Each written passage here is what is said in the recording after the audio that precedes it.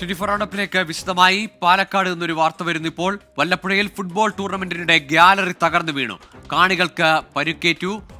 നിഖിൽ പ്രമേശിന്റെ വിവരങ്ങളുമായി. നിഖിൽ, എപ്പോഴാണ് ഈ അപകടം സംഭവിച്ചത്? ദൃശ്യങ്ങളിൽ കുറെ അധികം ആളുകളുടെ ആ ഗ്യാലറിക്ക് താഴേക്കും അല്ലെങ്കിൽ ഈ തകർന്ന ഗ്യാലറി അവരുടെ മേലേക്ക് പതിക്കുന്നതൊക്കെ കാണുന്നുണ്ട്.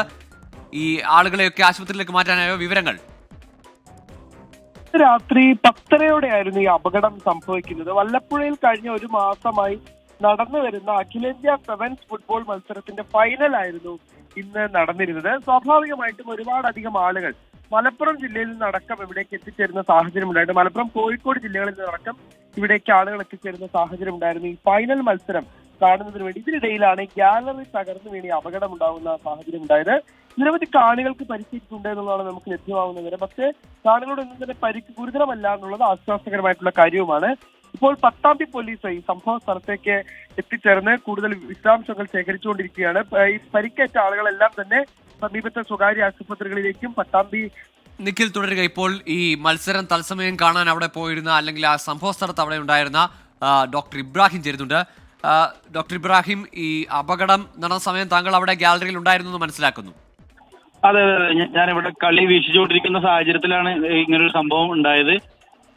കളിയുടെ പോസ്റ്റിന്റെ പുറകുവശത്തുള്ള ഗാലറിയാണ് പെട്ടെന്ന് പൊട്ടി താഴെ വീഴുന്ന ഒരു സാഹചര്യം ഉണ്ടായത്. കളി ഏകദേശം അവസാന നിമിഷത്തോട് അടുത്തിരുന്നു.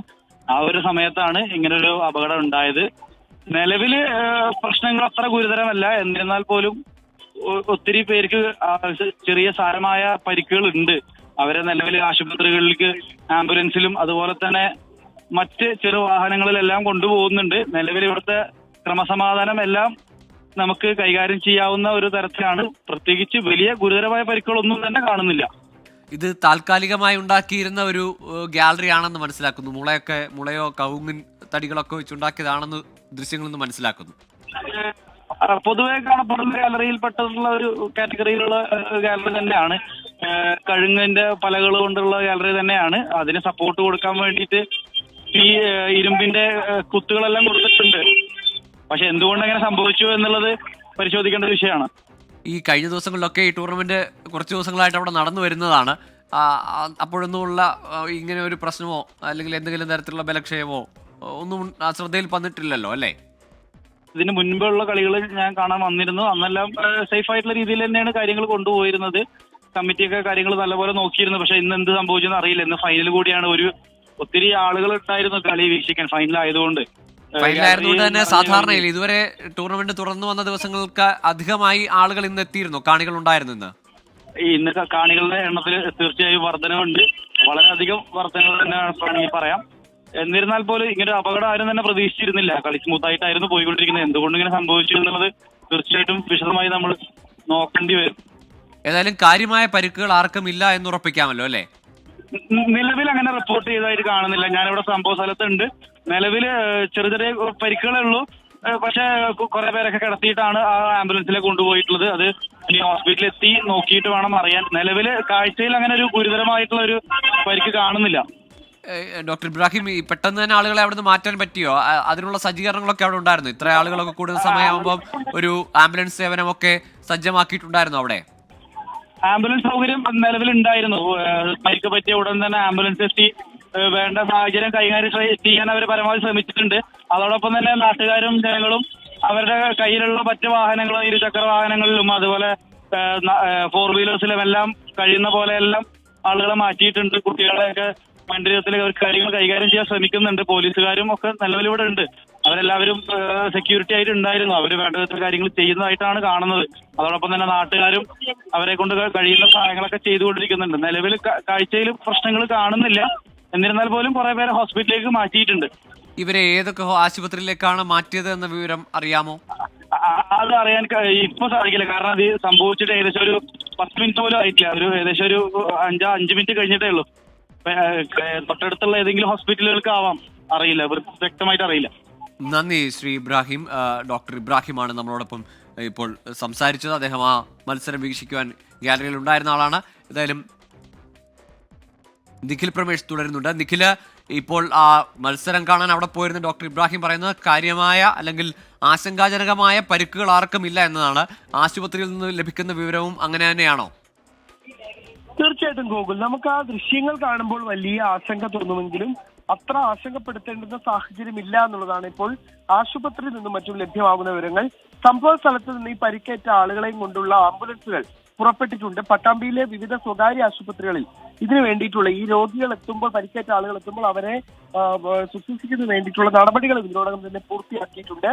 ആരുടെയും പരിക്ക് ഗുരുതരമല്ല എന്നുള്ളതാണ് പട്ടാമ്പി CI വ്യക്തമാക്കുന്നത്. കൃത്യമായ രക്ഷാപ്രവർത്തനം നടത്തി എന്നും അദ്ദേഹം വിശദീകരിക്കുന്നുണ്ട്. അതൊരു ആശ്വാസകരമായിട്ടുള്ള കാര്യമാണ്.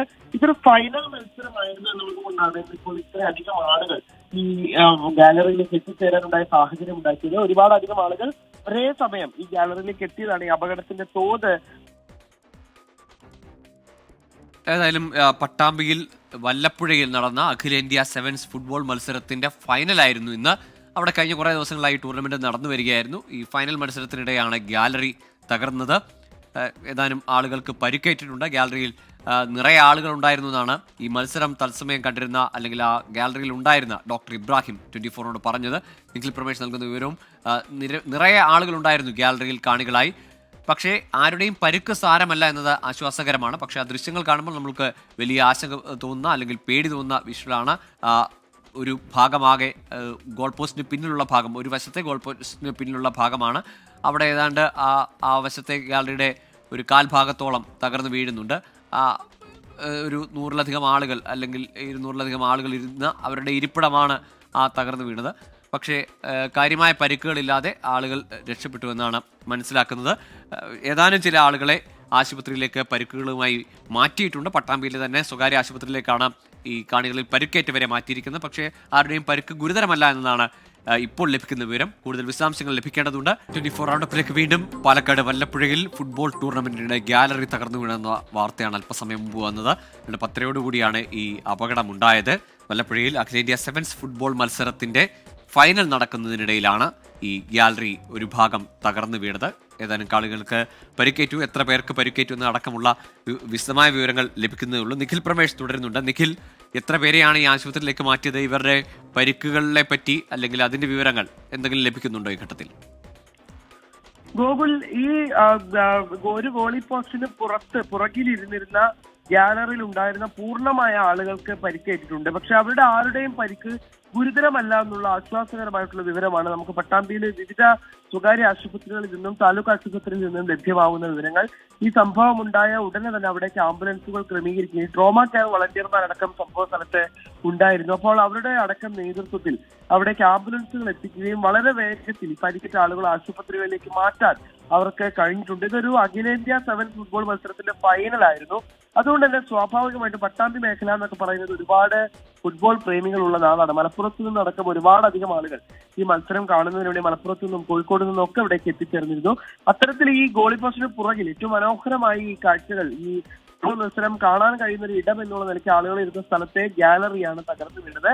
ഒരുപക്ഷെ അവർ പ്രതീക്ഷിച്ചതിലും കൂടുതൽ ആളുകൾ ഒരേ ഭാഗത്ത് ഇരുന്നതാണ് ഈ അപകടത്തിന് കാരണമെന്നുള്ളതാണ് പ്രാഥമികമായി മനസ്സിലാക്കുന്നത്. എന്തായാലും അങ്ങനെ ഇത് തകർന്നു വീഴുകയായിരുന്നു. അതിന്റെ ദൃശ്യങ്ങളടക്കം ലഭ്യമാണ്. എനിക്ക് തോന്നുന്നു ആ സ്ഥലത്തുള്ള തത്സമയ ദൃശ്യങ്ങളടക്കം നമുക്ക് ലഭ്യമാണ്. ഇതിന്റെ ഭാഗമായിട്ടാണ് നിരവധി പേർക്ക് പരിക്കേൽക്കുന്ന സാഹചര്യം ഉണ്ടായത്. പക്ഷെ ആരുടെയും നില ഗുരുതരമല്ല എന്നുള്ളതാണ് മനസ്സിലാക്കാൻ കഴിയുന്നത്. ആരുടെയും മുകളിലേക്ക് ഈ മരത്തടികൾ വീഴുകയോ അങ്ങനെയൊന്നും ഉണ്ടായിട്ടില്ല. ആളുകളൊക്കെ തന്നെ വീണത് ഈ മരത്തടിക്ക് മുകളിലായിട്ടാണ് എന്നുള്ളതാണ് അറിയാൻ കഴിയുന്നത്. അതുകൊണ്ട് തന്നെ കാണികളുടെ പരിക്ക് ഗുരുതരമല്ല എന്നുള്ളതാണ് പട്ടാമ്പി CI വ്യക്തമാക്കുന്ന കാര്യം. അദ്ദേഹം ഇപ്പോൾ സംഭവ സ്ഥലത്തുണ്ട്.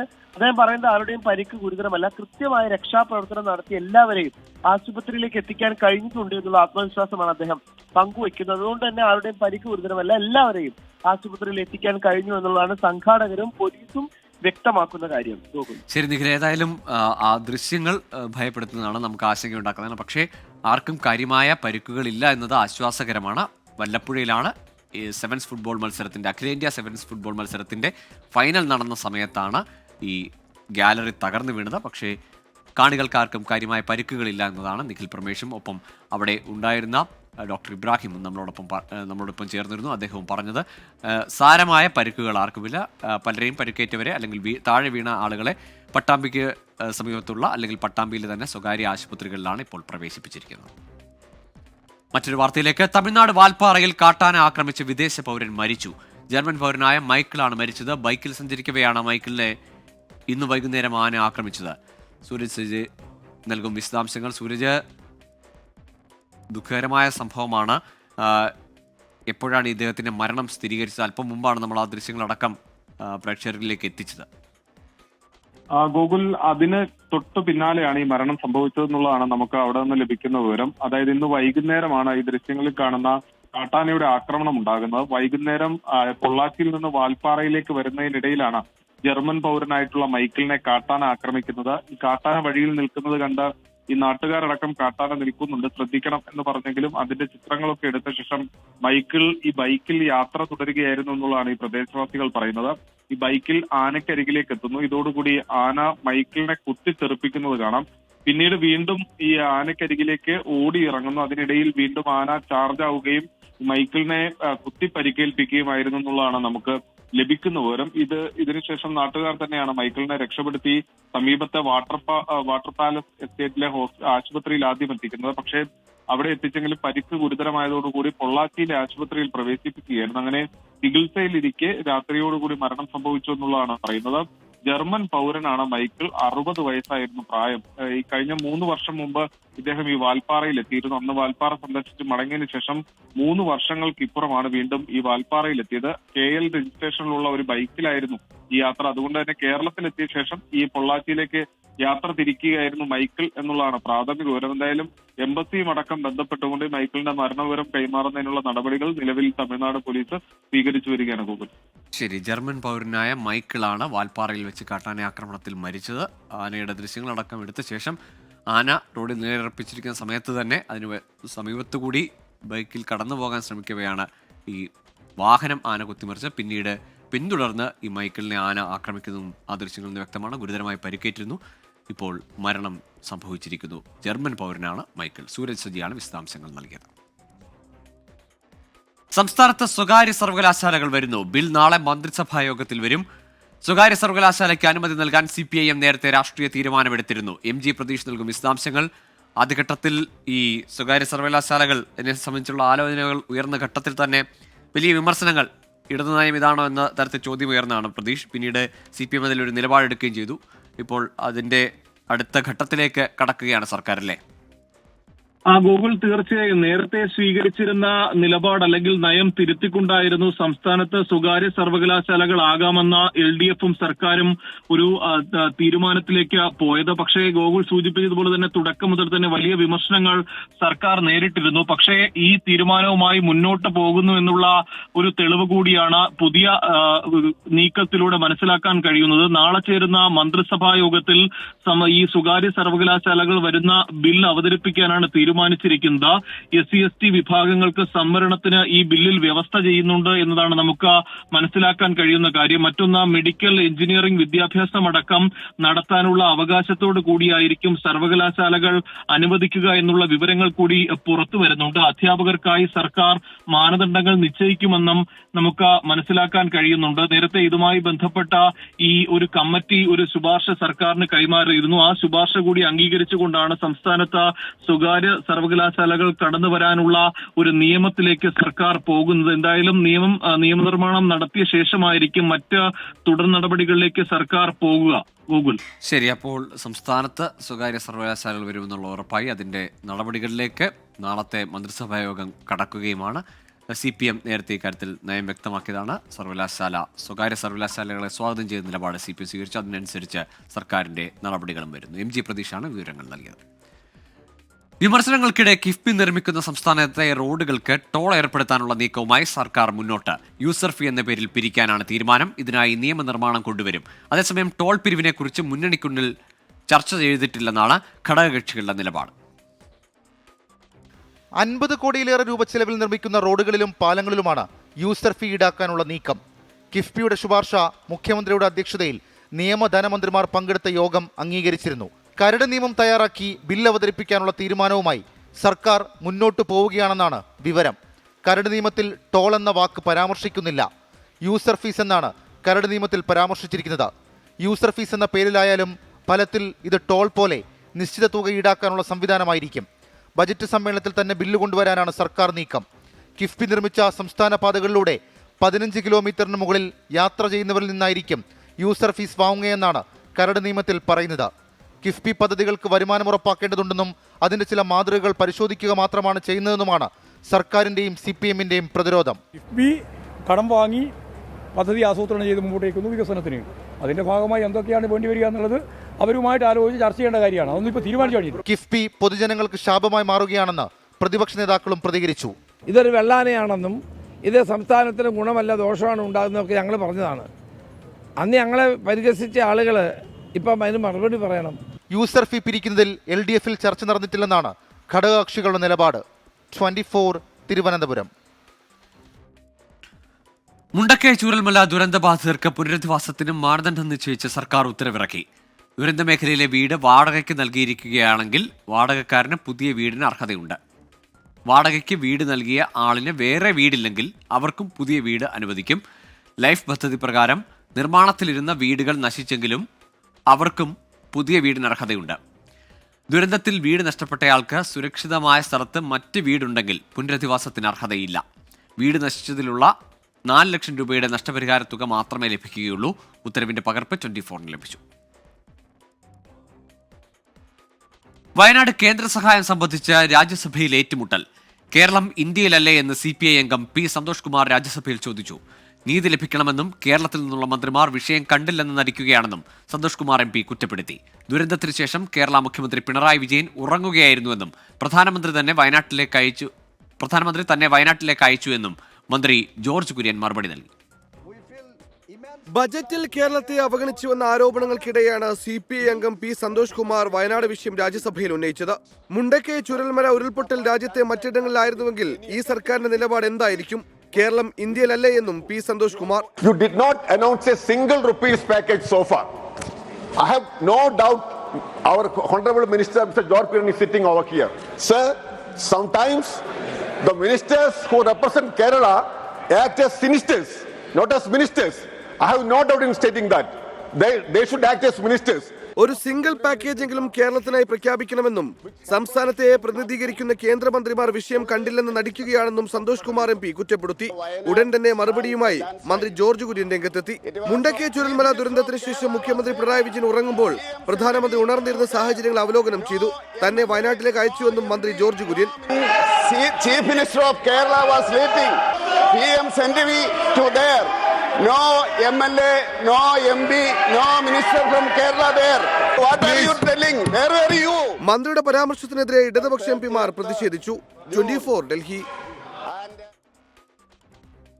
ലോക്സഭയിലെ നന്ദിപ്രമേയ ചർച്ചയിൽ പ്രതിപക്ഷത്തെ കടന്നാക്രമിച്ച് പ്രധാനമന്ത്രി നരേന്ദ്രമോദി. ഭരണഘടന പോക്കറ്റിലിട്ട് നടക്കുന്നവർ മുസ്ലിം ജനതയെ ദുരിത ജീവിതത്തിന് വിട്ടുവെന്ന് പ്രധാനമന്ത്രി. കണ്ണാടി മാളിക പണിയാനല്ല, ജനങ്ങളുടെ ക്ഷേമത്തിനാണ് താൻ പ്രവർത്തിക്കുന്നതെന്ന് അരവിന്ദ് കെജ്രിവാളിന് വിമർശനം. രാഷ്ട്രപതിക്കെതിരായ പരാമർശത്തിൽ സോണിയാഗാന്ധിയെയും മോദി വിമർശിച്ചു. ഇത് തങ്ങളുടെ 3ാം ഊഴമേ ആയുള്ളൂവെന്നും രാജ്യവികസനത്തിനായി എക്കാലവും ഉണ്ടാകുമെന്നും നരേന്ദ്രമോദി പറഞ്ഞു. आजकल मीडिया में ज्यादा ही चर्चा हो रही है, सोशल मीडिया में और अधिक हो रही है. പാർലമെന്റിലും പുറത്തും പ്രതിപക്ഷം ഉന്നയിച്ച ആരോപണങ്ങൾക്ക് പ്രധാനമന്ത്രി എണ്ണി മറുപടി പറഞ്ഞു. കെജ്രിവാളിന്റെ ആഡംബര വസതിയെ വിമർശിച്ച പ്രധാനമന്ത്രി 10 വർഷം അഴിമതി ഇല്ലാതാക്കി രാഷ്ട്ര നിർമ്മാണം നടത്തിയെന്ന് പറഞ്ഞു. സർക്കാരിന്റെ ഭരണ നേട്ടങ്ങൾ നിരത്തി. कुछ नेताओं का फोकस घरों में जकूजी पर, स्टाइलिश शावर्स पर, लेकिन हमारा फोकस तो हर घर जल पहुंचाने पर. ഭരണഘടന പോക്കറ്റിലിട്ട് നടക്കുന്നവർ മുസ്ലിം ജനതയെ ദുരിത ജീവിതത്തിന് വിട്ടു. ചിലരുടെ വാക്കും പ്രവൃത്തിയും രണ്ടെന്നും രാഹുൽ ഗാന്ധിക്കും കോൺഗ്രസിനും വിമർശനം. ഇത് തങ്ങളുടെ 3ാം ഊഴം മാത്രമേ ആയിട്ടുള്ളൂ എന്നും രാജ്യപുരോഗതിക്കായി താൻ എക്കാലവും ഉണ്ടാവുമെന്നും മോദി. अतः कि मेरे लिए बहुत बड़ा सौभाग्य है कि देश की जनता ने मुझे 14वीं बार इस जगह पर बैठ करके, और इसलिए मैं आज जनता जनार्दन का भी बड़े आदर के साथ आभार व्यक्त करना चाहता हूं. രാഷ്ട്രപതിയെക്കുറിച്ചുള്ള പരാമർശത്തിൽ സോണിയാഗാന്ധിയെയും പ്രധാനമന്ത്രി പരോക്ഷമായി വിമർശിച്ചു. 24 ഡൽഹി. കേന്ദ്ര ബജറ്റുമായി ബന്ധപ്പെട്ട വിവാദ പ്രസ്താവനയിൽ ഉറച്ച കേന്ദ്രമന്ത്രി ജോർജ് കുര്യൻ. സർക്കാർ ജീവനക്കാർക്ക് ശമ്പളം നൽകാൻ കഴിയാത്തതും റേഷൻ വിതരണം ചെയ്യാൻ കഴിയാത്തതും പിന്നാക്കാവസ്ഥയാണെന്ന് ജോർജ് കുര്യൻ 24നോട് പറഞ്ഞു. കേന്ദ്രമന്ത്രിയെയും BJPയെയും വിമർശിച്ച CPIM സംസ്ഥാന സെക്രട്ടറി MV ഗോവിന്ദൻ രംഗത്തെത്തി. കേരളം പിന്നോക്കമാണെന്ന് പ്രഖ്യാപിച്ചാൽ സഹായം കിട്ടുമെന്ന മുൻ പ്രസ്താവനയിൽ ഉറച്ചു നിൽക്കുകയാണ് കേന്ദ്രമന്ത്രി ജോർജ് കുര്യൻ. റേഷൻ വിതരണം ചെയ്യാൻ കഴിയാതെ പ്രതിസന്ധി വരുന്നത് പിന്നോക്കാവസ്ഥ അല്ലേ എന്നാണ് അദ്ദേഹം ഉന്നയിക്കുന്ന ചോദ്യം. യാഥാർത്ഥ്യം തുറന്നു പറയാൻ കേരളം തയ്യാറാകണം. ഫിനാൻസ് കമ്മീഷനെ ബോധ്യപ്പെടുത്തണം. അത് പിന്നോക്കാവസ്ഥ എവിടെയെങ്കിലും ഉണ്ട് ചോദിച്ചാൽ തരും. ഇപ്പം സാമ്പത്തികമായിട്ട് തകർന്നതന്നെ പിന്നോക്കാവസ്ഥയല്ലേ? ശമ്പളം കൊടുക്കാൻ പറ്റാത്തത് പിന്നോക്കാവസ്ഥയല്ലേ? റേഷൻ വിതരണം ചെയ്യാൻ പറ്റാത്തത് അതിനുള്ള പ്രതിസന്ധി വരുന്നത് പിന്നോക്കാവസ്ഥയല്ലേ? ജോർജ് കുര്യനും RSSും BJPയും എല്ലാം കേരളത്തിനെതിരാണെന്നും സാമ്പത്തിക പ്രതിരോധവും ആശയ പ്രതിരോധവും സൃഷ്ടിക്കുന്നുവെന്നും CPIM സംസ്ഥാന സെക്രട്ടറി MV ഗോവിന്ദൻ പ്രതികരിച്ചു. ഇവിടെ ദാരിദ്ര്യം വേണം, പട്ടിണി വേണം. ആ പട്ടിണിയിലേക്ക് കേരളത്തെ നയിക്കാൻ സാധിക്കുന്നില്ലെങ്കിൽ നിങ്ങൾക്ക് ഒരു ആനുകൂല്യവും തരില്ല എന്നാണ്. അങ്ങനെ ഒരു ആനുകൂല്യം കേരളത്തിന് വേണ്ട. മോദി കേരളത്തെ അവഗണിക്കുന്നില്ലെന്ന കണക്കുകൾ നിരത്തി BJP സംസ്ഥാന അധ്യക്ഷൻ K സുരേന്ദ്രൻ രംഗത്ത് വന്നു. NDA സർക്കാർ വരുന്നതിന് മുമ്പ് 10 വർഷം ഇവിടെ ഭരിച്ചത് UPA ഗവൺമെന്റാണ്. ആ 10 വർഷം കേരളത്തിന് കേന്ദ്രം നൽകിയ സഹായങ്ങൾ, ഈ പറയുന്ന ആരോപണങ്ങളെല്ലാം തന്നെ പച്ചക്കള്ളമാണെന്ന് ബോധ്യപ്പെടും. കേരള സർക്കാരിന്റെ ധനകാര്യ മാനേജ്മെന്റ് ശരിയല്ല എന്നാണ് BJP സംസ്ഥാന അധ്യക്ഷന്റെ ആരോപണം. 24 ഡൽഹി. ഡൽഹിയിലെ ജനങ്ങൾ നാളെ പോളിംഗ് ബൂത്തിലേക്ക്. അവസാനവട്ട വോട്ടും ഉറപ്പാക്കി നേതാക്കൾ. ആം ആദ്മി പാർട്ടി ഉന്നയിച്ച ആരോപണങ്ങളിൽ കേന്ദ്ര തെരഞ്ഞെടുപ്പ് കമ്മീഷൻ അതൃപ്തി രേഖപ്പെടുത്തി. 13,033 പോളിംഗ് ബൂത്തുകൾ, 1,55,00,000 വോട്ടേഴ്സ്, സുരക്ഷയ്ക്കായി 30,000 പോലീസും 180 കമ്പനി അർദ്ധസേനയും, 70 മണ്ഡലങ്ങളിലായി 699 സ്ഥാനാർത്ഥികൾ. നാളെ രാവിലെ 7 മണി മുതൽ പോളിംഗ് ആരംഭിക്കും. വോട്ടേഴ്സിനെ നേരിൽ കണ്ട് സ്ഥാനാർത്ഥികൾ വോട്ടുറപ്പാക്കി. കഴിഞ്ഞ 2 തെരഞ്ഞെടുപ്പുകളിൽ അനായാസ വിജയം നേടിയ ആം ആദ്മി പാർട്ടി 4ാം തവണയും സർക്കാർ രൂപീകരിക്കാനാണ് ലക്ഷ്യമിടുന്നത്. BJPയിൽ നിന്ന് കടുത്ത മത്സരമാണ് ഇത്തവണ നേരിടുന്നത്. ഡൽഹി മദ്യനയ അഴിമതിയും കെജ്രിവാളിന്റെ വസതി മോടി പിടിപ്പിക്കലും യമുനാ നദി മലിനീകരണവും അടക്കം അനവധി ആരോപണങ്ങളാണ് പ്രചരണത്തിനായി BJP ഇത്തവണ ഉപയോഗിച്ചത്. ഒപ്പം കേന്ദ്ര ബജറ്റും നികുതി ഇളവും മധ്യവർഗ വോട്ടേഴ്സ് നിർണായകമായ ഡൽഹിയിൽ BJPക്ക് അനുകൂല സാഹചര്യമൊരുക്കുമെന്നാണ് പ്രതീക്ഷ. കഴിഞ്ഞ 2 തവണയും ചിത്രത്തിലില്ലാതിരുന്ന കോൺഗ്രസ് ഇത്തവണ രാഹുൽ ഗാന്ധിയെയും പ്രിയങ്ക ഗാന്ധിയെയും മുൻനിർത്തി തിരിച്ചുവരാനുള്ള നീക്കമാണ് നടത്തുന്നത്. അതിനിടെ ആം ആദ്മി പാർട്ടി ഉന്നയിച്ച ആരോപണങ്ങളിൽ കേന്ദ്ര തെരഞ്ഞെടുപ്പ് കമ്മീഷൻ അതൃപ്തി രേഖപ്പെടുത്തി.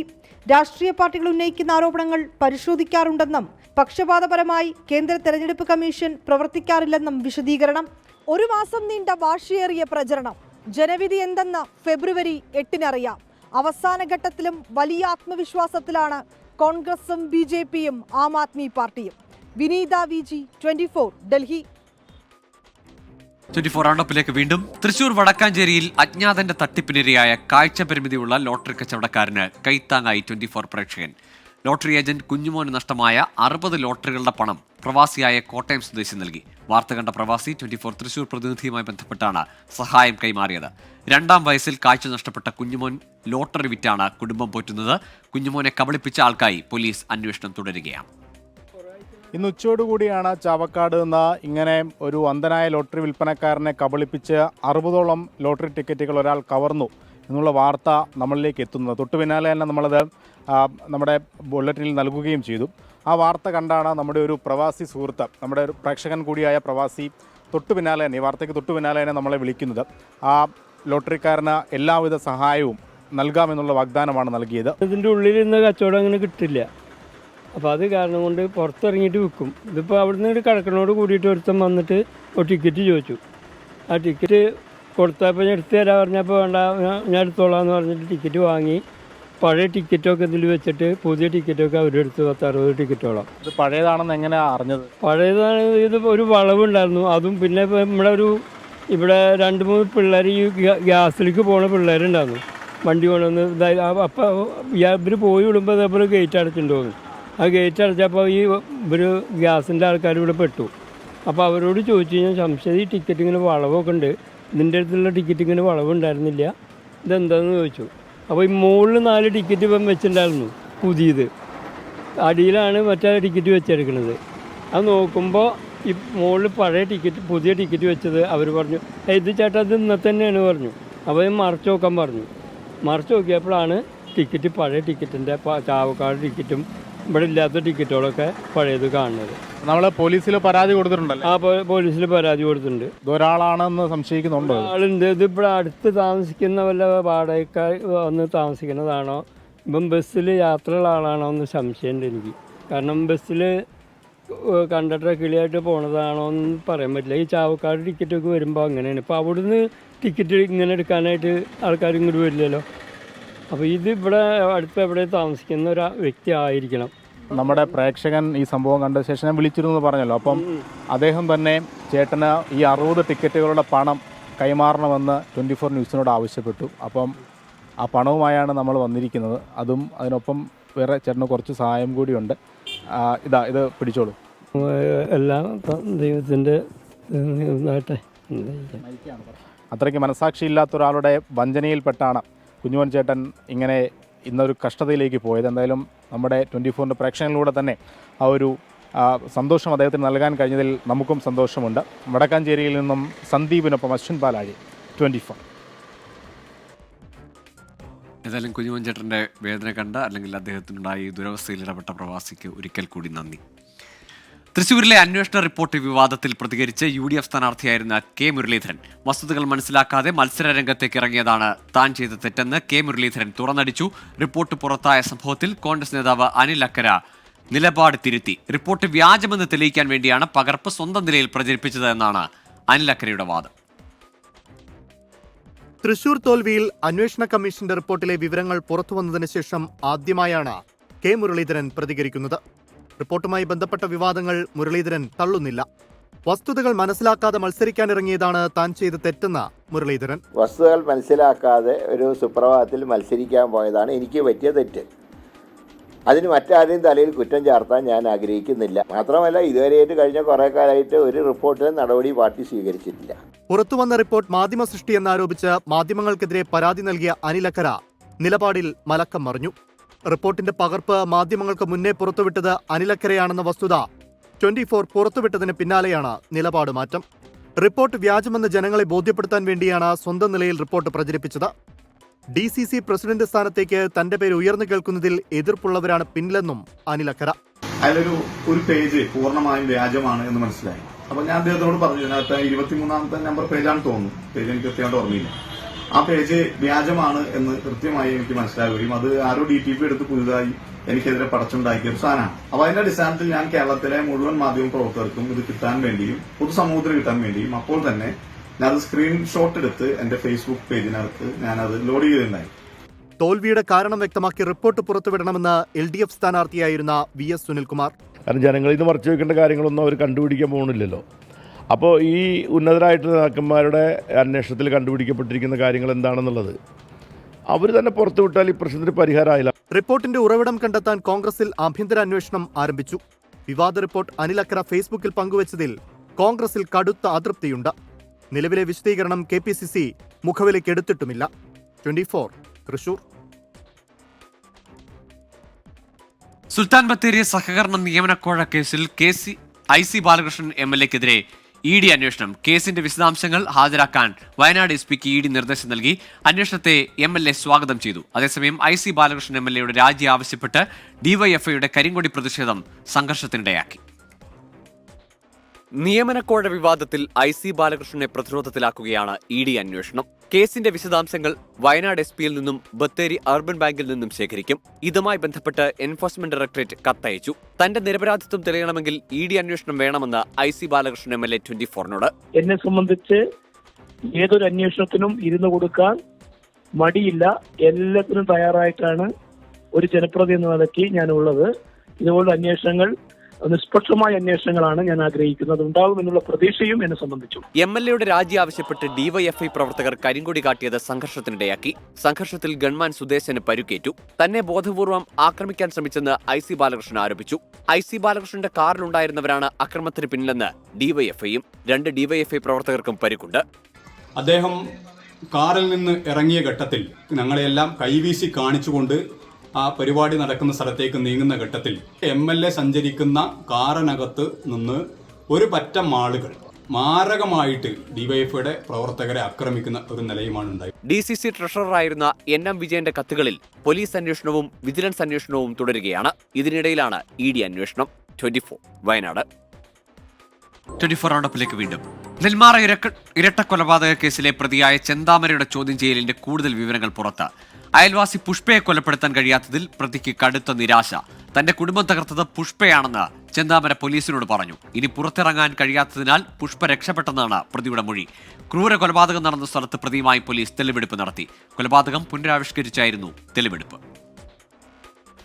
വിയ്യൂരിൽ നിന്ന് അന്വേഷണ സംഘം രാവിലെ 11:15 പ്രതിയുമായി ആലത്തൂർ ഫസ്റ്റ് ക്ലാസ് മജിസ്ട്രേറ്റ് കോടതിയിൽ. ബുധനാഴ്ച ഉച്ചയ്ക്ക് 3 മണിവരെ കസ്റ്റഡി അനുവദിച്ച് കോടതി ഉത്തരവ്. പിന്നാലെ വൻ പോലീസ് സന്നാഹത്തിൽ കൊലപാതകം നടന്ന ബോയൻ നഗറിലേക്ക്. പ്രതിക്കെതിരെ ഉണ്ടാകാൻ സാധ്യതയുള്ള പ്രതിഷേധങ്ങൾ കണക്കിലെടുത്ത് വൻ പോലീസ് സന്നാഹത്തെ പോത്തുണ്ടിയിൽ വിന്യസിച്ചു. 12:15 തെളിവെടുപ്പ് ആരംഭിച്ചു. സുധാകരനെയും ലക്ഷ്മിയെയും വെട്ടിവീഴ്ത്തിയ റോഡിൽ പോലീസിന്റെ ആദ്യ ക്രൈം സീൻ പുനരാവിഷ്കരണം.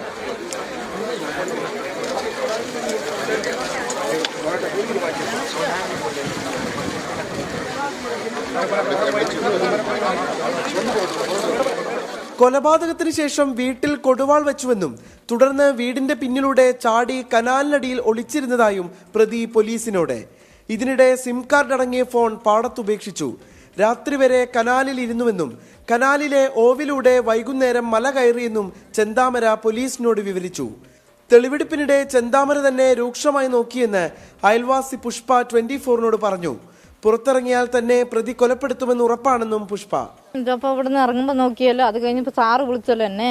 സാറ് വിളിച്ചപ്പോൾ സാറ് എന്നെ നിർത്തിയത് അതാണ് നിങ്ങൾക്ക് കാണിച്ചു തരാൻ പറഞ്ഞ വ്യക്തി പറയുമ്പോഴേക്ക് അയാൾ പിന്നെയും ഇതവിടെ വെച്ച് ചുണ്ട് കടിച്ചു, നാക്ക് കടിക്കുന്നു. അപ്പോൾ ഇവിടെ നിന്ന് ഇറങ്ങുമ്പോൾ ഇപ്പോൾ കടിച്ചു. അപ്പോൾ എൻ്റെ ബാക്കിൽ ഒരു ഏട്ടനുണ്ടായത് എൻ്റെ മുമ്പ്. നോക്ക് ചേച്ചി, ചേച്ചിനെ നോക്കണു, ശ്രദ്ധിക്കണം നോക്ക് പറഞ്ഞു. അതാണ് അയാൾക്ക് കൊലപറി. ക്രൈം സീൻ പുനരാവിഷ്കരണം ഏറെ പ്രയോജനം ചെയ്തെന്ന് അന്വേഷണ ഉദ്യോഗസ്ഥൻ ആലത്തൂർ DVSP മുരളീധരൻ. അത് SP സാറിന്റെ നിർബന്ധമായിരുന്നു, നമ്മുടെ അജിത് കുമാർ സാറിന്റെ, SP സാറിന്റെ പാലക്കാട്. അത് ശരിക്കും സീൻ റീക്രിയേറ്റ് ചെയ്യണം പറഞ്ഞു. ഏകദേശം ഒരു 80% സാധിച്ചു എന്നാണ് ഞങ്ങളുടെ വിശ്വാസം. DYSP ഓഫീസിൽ എത്തിച്ച പ്രതിയെ പോലീസ് വിശദമായി ചോദ്യം ചെയ്തു പോരുകയാണ്. നാളെ പ്രതി ആയുധം വാങ്ങിയ എലവഞ്ചേരിയിലും തെളിവെടുപ്പുണ്ടാകും. പ്രതിഷേധങ്ങളില്ലാതെ തെളിവെടുപ്പ് പൂർത്തിയാക്കാനായതിൽ പോലീസിന് ആശ്വാസം. നാളെ ആയുധം വാങ്ങിയ എലവഞ്ചേരിയിലടക്കം പ്രതിയെ എത്തിച്ച് തെളിവെടുപ്പ് നടത്തും. അതുവരെ പരമാവധി ചോദ്യം ചെയ്യാനാണ് ആലത്തൂർ DYSPയുടെ തീരുമാനം. രാജീവ് സുദേവിനൊപ്പം നിഖിൽ പ്രമേഷ്, 24 പാലക്കാട്. നടിയുടെ പീഡന പരാതിയിൽ M. മുകേഷ് MLAക്കെതിരായ കുറ്റപത്രം മടക്കി. തീയതികളിലുണ്ടായ പിഴവ് തിരുത്താൻ നിർദ്ദേശം നൽകിയാണ് Ernakulam first class judicial magistrate കോടതി കുറ്റപത്രം മടക്കിയത്. M. മുകേഷിന്റെ പിന്തുണയുമായി CPIM സംസ്ഥാന സെക്രട്ടറി MV ഗോവിന്ദൻ വീണ്ടും രംഗത്തെത്തി. ആലുവ സ്വദേശിയായ നടിയെ സിനിമയിൽ അവസരം വാഗ്ദാനം നൽകി പീഡിപ്പിച്ചുവെന്ന പരാതിയിൽ M. മുകേഷിനെതിരെ സമർപ്പിച്ച കുറ്റപത്രമാണ് കോടതി അന്വേഷണ സംഘത്തിന് മടക്കിയത്. മുകേഷിനെതിരെ ഡിജിറ്റൽ തെളിവുകൾ അടക്കമുണ്ടെന്നായിരുന്നു പോലീസ് കുറ്റപത്രത്തിൽ അവകാശപ്പെട്ടത്. കേസുമായി ബന്ധപ്പെട്ട തീയതികളിൽ വന്ന വ്യത്യാസമാണ് കുറ്റപത്രം മടക്കാനുള്ള കാരണം. ഇത് പരിഹരിച്ച് ഇന്നോ നാളെയോ വീണ്ടും സമർപ്പിക്കാനാണ് അന്വേഷണ സംഘത്തിന്റെ നീക്കം. ശക്തമായ തെളിവുകളാണ് MLAക്കെതിരെ ശേഖരിച്ചതെന്നും ഇതിന്റെ അടിസ്ഥാനത്തിലാണ് കുറ്റപത്രം തയ്യാറാക്കിയതെന്നും അന്വേഷണ സംഘം വ്യക്തമാക്കി. അതേസമയം മുകേഷിനെ സംരക്ഷിക്കാനാണ് CPIM നീക്കം. ധാർമ്മികത നോക്കി MLA സ്ഥാനം രാജിവെച്ചാൽ കോടതി വിധി വരുമ്പോൾ MLA സ്ഥാനം തിരിച്ചു കൊടുക്കുമോ എന്ന് സംസ്ഥാന സെക്രട്ടറി MV ഗോവിന്ദൻ ചോദിച്ചു. കോടതിയുടെ വിധി വരണം, വിധി വരട്ടെ. അപ്പോൾ നമുക്ക് CPIMന്റെ മുമ്പിൽ ഒരു കാര്യമില്ല. ഇപ്പോൾ ചാർജ് ഷീറ്റ് കേസ് കൊടുത്താൽ പിന്നെ ചാർജ് ഷീറ്റ് ധാർമ്മികത പ്രശ്നം അനുസരിച്ച് MLA സ്ഥാനം രാജിവെച്ചാൽ ധാർമ്മികതയുടെ പ്രശ്നം അനുസരിച്ച് MLA സ്ഥാനം തിരിച്ചു കിട്ടുമല്ലോ, കിട്ടുമോ? കോടതിയുടെ തീർപ്പുണ്ടാകും വരെ മുകേഷിന് പ്രതിരോധം തീർക്കാനാണ് CPIMന്റെ നീക്കം. 24 കൊച്ചി. ഇനി നോക്കാം ചില വാർത്തകൾ ചുരുക്കത്തിൽ. സംസ്ഥാനത്തെ ജയിലുകളിലെ അപര്യാപ്തതകൾ പരിഹരിക്കാൻ ഉന്നതതല സമിതി. സുപ്രീം കോടതി നിർദ്ദേശപ്രകാരം ചേർന്ന ഉന്നതതല സമിതി യോഗത്തിൽ തീരുമാനം. സംസ്ഥാനത്ത് പുതിയ സെൻട്രൽ ജയിൽ സ്ഥാപിക്കും. കോഴിക്കോട് മുക്കത്ത് പീഡന ശ്രമത്തിനിടെ യുവതി കെട്ടിടത്തിൽ നിന്ന് ചാടിയ സംഭവത്തിൽ വനിതാ കമ്മീഷന്റെ ഇടപെടൽ. കോഴിക്കോട് റൂറൽ SPയോട് അടിയന്തര റിപ്പോർട്ട് തേടി. നിയമസഭ പാസാക്കിയ ബില്ലുകൾ തടഞ്ഞുവെച്ചതിൽ തമിഴ്നാട് ഗവർണർ RN രവിയോട് ചോദ്യങ്ങളുമായി സുപ്രീംകോടതി. എന്തുകൊണ്ടാണ് ഗവർണർക്ക് ബില്ലുകളിൽ തീരുമാനമെടുക്കാനാകാത്തതെന്ന് കോടതി. ബില്ലുകൾ രാഷ്ട്രപതിക്ക് അയക്കുന്നത് എന്തിനെന്നും സുപ്രീംകോടതി.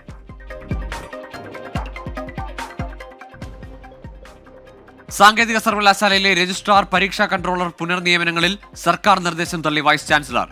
സർക്കാർ നിർദ്ദേശം അംഗീകരിക്കാൻ കഴിയില്ലെന്ന് VC ഡോക്ടർ കെ ശിവപ്രസാദ്. ലോറിയിൽ കന്നുകാലികളെ കടത്തുന്നതിന് പ്രത്യേക മാർഗരേഖയുമായി മദ്രാസ് ഹൈക്കോടതി. വാഹനങ്ങളിൽ കാലികളെ കുത്തിനിറച്ചു കൊണ്ടുപോകരുത്. കന്നുകാലികൾ ഉണർന്നിരിക്കാൻ കണ്ണിൽ മുളക് തേക്കുന്നത് ക്രൂരമാണെന്നും കോടതി പറഞ്ഞു.